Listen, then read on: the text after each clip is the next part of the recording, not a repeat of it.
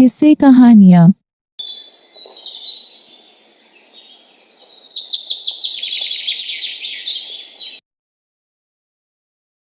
एक समय की बात है, बलरामपुर नाम के गांव में सोहन नाम का एक गरीब किसान अपनी पत्नी रूपवती और बूढ़ी माँ के साथ रहा करता था। सोहन की एक छोटी सी बेटी थी जिसका नाम मुन्नी था। सोहन अपने परिवार का भरण पोषण गांव के मुनीम जी के यहाँ मजदूरी करके किया करता था। सोहन का घर का गुजारा बहुत मुश्किल से हो पाता था। सोहन के पास थोड़ी सी जमीन थी जिस पर रूपवती दिन भर मेहनत करके तरह तरह के फसल उगाती और गांव के बाजार के दिन सब्जियां और फल बेचा करती थी। सारे बलरामपुर वासी रूपवती से ही सब्जियां और फल खरीदते। सब्जी ले लो, फल और सब्जी ले लो, ताजा ताजा सब्जी ले लो, फल और सब्जी ले लो, हरी भरी फल और सब्जियां ले लो, हरी भरी सब्जियां 20 रुपए किलो, सिर्फ 20 रुपए किलो, फल और सब्जियां ले लो। अरे रूपवती कैसी हो? घर में सब ठीक तो है ना? और मुन्नी कैसी है?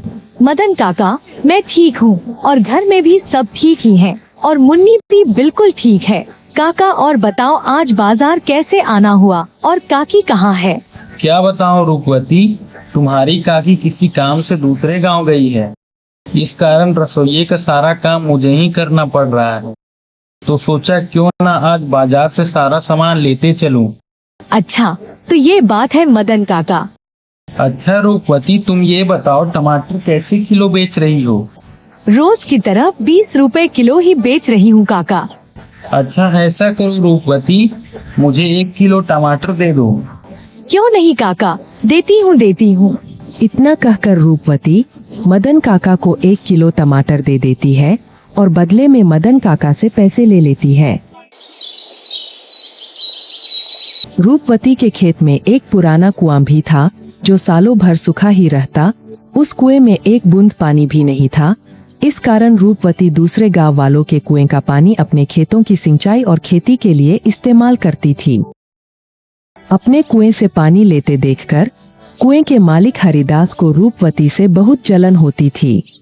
एक दिन जब रूपवती अपने खेतों में मेहनत से काम कर रही थी, तभी वहां कुएं का मालिक हरिदास आता है और रूपवती से कहता है, अरे रूपवती कैसी हो?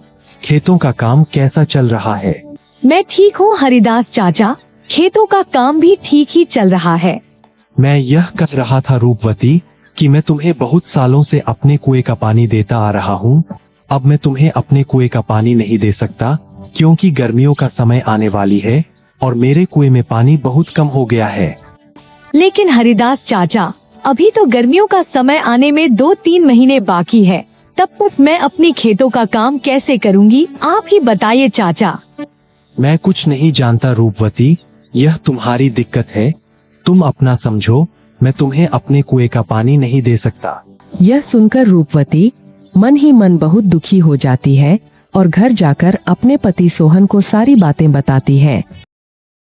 यह क्या हो गया भाग्यवान, यह क्या परेशानी आ पड़ी? अब हमारा घर का गुजारा कैसे होगा? आप चिंता ना करो भाग्यवान, ऊपर वाला सब देख रहा है, प्रभु हमारी मदद जरूर करेंगे।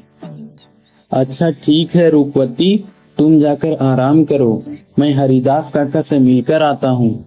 यह कहकर सोहन हरिदास काका से मिलने उनके घर की ओर निकल पड़ता है।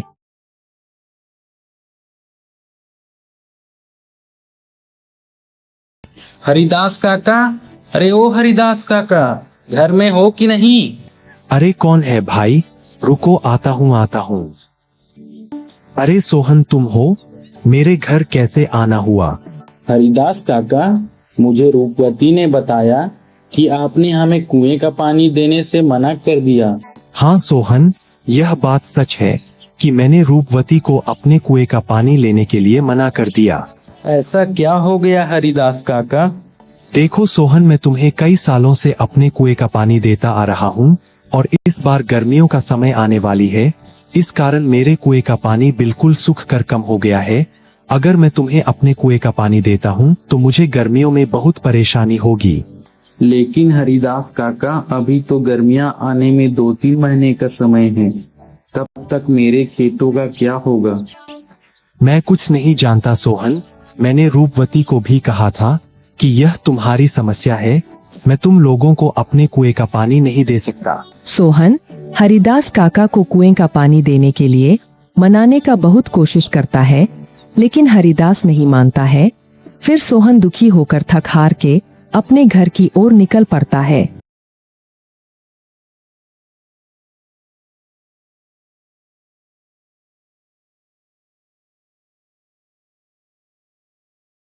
क्या हुआ? हरिदास काका ने क्या कहा? ना रूपवती, हरिदास काका ने पानी देने से मना कर दिया। कह रहे थे अगर मैं तुम्हें पानी देता हूँ तो मुझे गर्मियों में बहुत परेशानी होगी। पानी के बिना क्या होगा भाग्यवान? हमारे सारे खेत तो सूख जाएंगे और हमारा गुजारा कैसे होगा? अच्छा, वो जो हमारा पुराना कुआं है उसको खुदवाने में कितना खर्च लगेगा? भाग्यवान 500 रुपए तो लग ही जाएंगे। अरे हमारे पास इतने पैसे तो हैं ही नहीं। अच्छा, अगर मैं खुद से ही कुएं को खोद दूं तो? क्या आप कर लेंगे? हाँ, अब कुआं मिस्त्री कर लेगा तो मैं क्यों नहीं कर लूंगा। अच्छा भाग्यवान, कल सुबह सुबह दोनों कुएं के पास चलेंगे। भाग्यवान जाओ, मुझे बहुत भूख लग रही है। जाओ जाओ, घर में जो कुछ भी है वो फटाफट लेकर आओ। इतने ही बीच में उन्हें एक आवाज सुनाई देती है। ये किसकी आवाज है? वह दोनों बाहर निकलकर देखते हैं तो एक साधु महाराज उनके घर के बाहर भिक्षा मांगने के लिए खड़े होते हैं। जो कुछ भी घर में हो, चावल, गेहूं, बाजरा, दाल, वो मुझे दे दो बेटा। अरे साधु महाराज, हम सब पहले से ही इतने गरीब हैं। हम जैसे तैसे करके अपना जीवन गुजार रहे हैं। ऐसे में हम तुम्हें कहाँ से दान दे। सोहन की स्थिति देखकर बाबा जी समझ चुके थे और बोले, कोई बात नहीं बेटा, कोई बात नहीं, ठीक है बेटा, अब मैं चलता हूँ। मैं किसी और के घर में भिक्षा मांग कर खा लूंगा। अरे रूपवती, हमारे घर में बाबा को देने लायक कोई भोजन है क्या? भाग्यवान, हमारे घर में बाबा को देने लायक कुछ भी नहीं है। केवल थोड़े से चावल थे जो तुम्हारे लिए बचा कर रख दिए थे। अगर वह बाबा को दे देंगे तो तुम्हें भूखा रहना पड़ेगा। रुकिए बाबा, भाग्यवान जाओ और मेरे हिस्से का भोजन है वो जाकर बाबा को दे दो। लेकिन भाग्यवान, अगर मैंने आपके हिस्से का चावल बाबा को दे दिया तो तुम्हें भूखा रहना पड़ेगा। तुम उसकी चिंता मत करो भाग्यवान। अगर वैसे भी अगर मैं बाबा को भूखा जाने दूंगा तो मेरे गले से भोजन नहीं उतरेगा। जाओ वो भोजन लेकर आओ।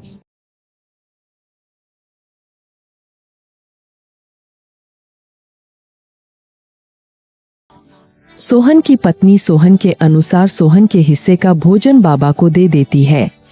धन्यवाद बेटा, धन्यवाद। भले ही तेरे अभी बुरे दिन चल रहे हैं, मगर ऊपर वाला सब देख रहा है। वह एक दिन तेरी अवश्य सुनेगा।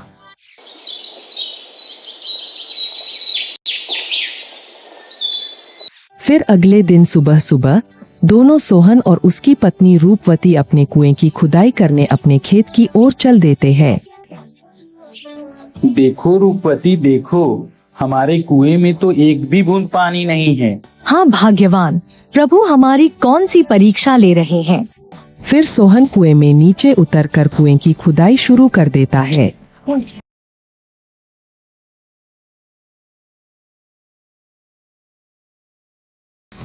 थोड़े समय बाद अचानक से कुएं की एक पत्थर के अंदर से पानी निकलने लगता है। अरे यह पानी कहाँ से आ रहा है? मुझे तो अपनी आंखों पर विश्वास ही नहीं होता। मुझे तो लगता है कि यह सब मेरे अच्छे कर्मों का फल है जो मुझे मिला। भाग्यवान सही कह रही थी और बाबा जी भी सही कह रहे थे कि तुम्हारे कर्मों का फल तुम्हें अवश्य मिलेगा। ऊपर वाले ने मेरी सुन ली। अब मैं इस पानी से मैं अपने खेत की सिंचाई अच्छी तरह से कर सकूंगा। सोहन बहुत खुश हो जाता है और ऊपर जाकर रूपवती से कहता है, भाग्यवान, प्रभु ने हमारी सुन ली। नीचे पत्थर से पानी निकल रहा है। क्या आप सच कह रहे हो भाग्यवान? प्रभु ने हमारी सुन ली। अब हमें खेती करने में कोई परेशानी नहीं होगी। जो अच्छा कर्म करता है उसके साथ हमेशा अच्छा ही होता है। दोस्तों, अगर आपको वीडियो पसंद आया हो तो लाइक और शेयर जरूर करें। चैनल को सब्सक्राइब करना ना भूलें और बेल आइकन दबाएं ताकि आप हमारी हर नई कहानी सबसे पहले देख सकें। मिलते हैं अगली मजेदार कहानी में।